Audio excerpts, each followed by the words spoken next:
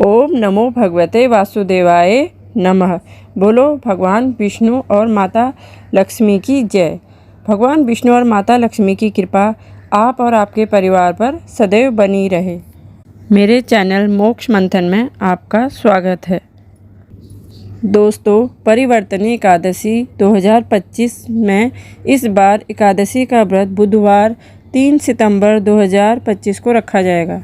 परिवर्तनी एकादशी की कथा राजा बलि और वामन अवतार भगवान विष्णु से जुड़ी है, जिसमें भगवान विष्णु ने बलि से 3 पग भूमि मांगी और फिर उसे पाताल लोक में भेज दिया।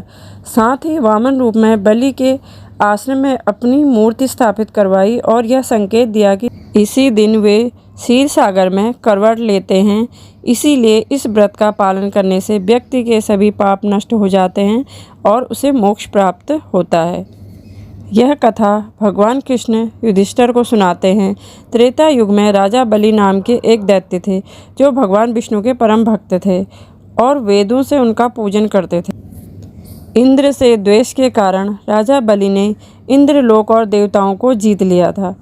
तब भगवान विष्णु ने वामन रूप धारण किया और राजा बलि से 3 पग भूमि मांगी। अपने एक पैर से पृथ्वी, दूसरे से स्वर्गलोक नापकर भगवान ने अपना तीसरा पैर राजा बलि के मस्तक पर रख दिया, जिससे राजा बलि पाताल लोक में चले गए। भगवान विष्णु ने राजा बलि को आश्वासन दिया कि वे सदैव उनके पास रहेंगे। इसी दिन भगवान ने राजा बलि के आश्रम पर अपनी वामन रूपी मूर्ति स्थापित की। भगवान विष्णु यह भी बताते हैं कि भाद्रपद शुक्ल पक्ष की इस एकादशी को वे क्षीर सागर में शयन करते हुए करवट लेते हैं और इसीलिए इसे परिवर्तनी एकादशी या जल झूलनी एकादशी भी कहते हैं। इस कथा का महत्व बहुत है।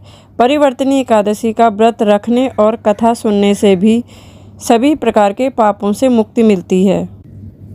इस व्रत का पालन करने वाले व्यक्ति को 1000 अश्वमेध यज्ञों का फल प्राप्त होता है। जो इस कथा को पढ़ते या सुनते हैं, उन्हें वैकुंठ लोक की प्राप्ति होती है। एकादशी वाले दिन हमें सुबह जल्दी उठकर स्नान करना चाहिए और भगवान विष्णु की पूजा करनी चाहिए। भगवान को चंदन, पीले फूल और पीले फल या मिठाई का भोग लगाएं। भगवान विष्णु के मंत्रों का जाप करें और एकादशी की कथा सुनें। भगवान विष्णु की विधि पूर्वक पूजा करके व्रत का पारायण करें और दान दक्षिणा दें। तुलसी के पौधे के पास घी का दीपक जलाकर उसकी परिक्रमा करें। एकादशी वाले दिन हमें क्या नहीं खाना चाहिए? अनाज, दाल, प्याज, लहसुन, बैगन, गाजर, शलजम, पालक, गोभी जैसी चीज़ों से परहेज़ करना चाहिए। किसी भी प्रकार के मांस, मंदिरा से परहेज और ब्रह्मचर्य का पालन करना चाहिए। एकादशी में हमें फलाहार करना चाहिए।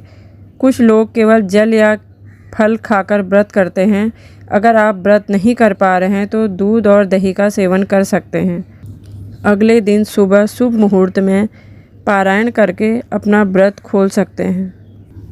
वीडियो में यहाँ तक बने रहने के लिए आपका धन्यवाद।